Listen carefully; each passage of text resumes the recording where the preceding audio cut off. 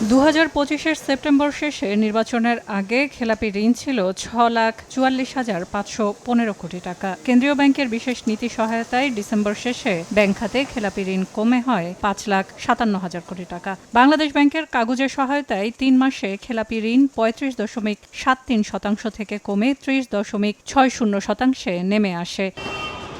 এবার বাজেটে বন্ধ কারখানা চালুতে প্রায় 40,000 কোটি টাকা বরাদ্দের পরিকল্পনা সরকারের। ফলে সে প্রতিযোগিতায় নামতে বাজেটের আগে আবারও খেলাপি ঋণ পুনঃতফসিলের সুযোগ পাচ্ছেন খেলাপিরা। আগামী জুন পর্যন্ত 2% জমা দিলেই নিয়মিত হবে খেলাপি ঋণ। গত 31 মার্চ পর্যন্ত যাদের ঋণ খেলাপি হয়ে পড়েছে তারাই শুধু এই সুযোগ পাবে বলে জানায় বাংলাদেশ ব্যাংক। যেহেতু আমরা কলকারখানা চালু করতে হলে গ্রাহককে কিন্তু আবার কিছু ঋণ সুবিধা দিতে হবে, কালের পানি বের করতে হলে আবার কিছু পানি দিতে হয়, কিন্তু কাকে আমরা টাকা দিব? যিনি খেলাপি নয়।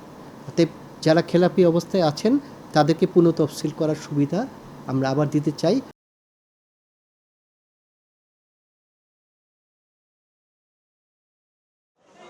তবে কর্মসংস্থান সৃষ্টি ইতিবাচক উদ্দেশ্য হলেও পূর্বে দেয়া নীতি সহায়তার মূল্যায়ন জরুরি বলে মনে করেন অর্থনীতিবিদরা। এটা সরকার দেওয়ার আগে সরকার কিন্তু কমিট করতে হবে যে আমি এটা দিচ্ছি, আপনাকে সহায়তা নীতি সাপোর্টটা দিচ্ছি, সেটাতে আলটিমেটলি অর্থনীতিতে আপনি কতটুকু কন্ট্রিবিউট করবেন। এইটার কিন্তু একটা জিনিস যদি চাওয়া হয় তাহলে মনে এগুলো মোর ট্রান্সপারেন্ট হয়েতে ঢালাওভাবে অনেক কিছু চাওয়ার চেয়ে আমরা যদি এটাকে ফ্যাক্ট ফিগারের মাধ্যমে দেই যে আমাকে এই ফ্যাসিলিটি দিলে আমার ইকোনমিতে ইনডাইরেক্টলি এত কন্ট্রিবিউটেড হবে এবং আমি এই সুবিধাটা দিব, এবং এটা যদি ফলো আপ করা হয় তাহলে হয়তো এটা ধরনের চেক অ্যান্ড ব্যালেন্স থাকে। বাংলাদেশ ব্যাংক জানায় আবেদন গ্রহণের 3 মাসের মধ্যে তা নিষ্পত্তি করতে হবে ব্যাংকগুলোকে। সেলিয়া সুলতানা, সময় সংবাদ, ঢাকা।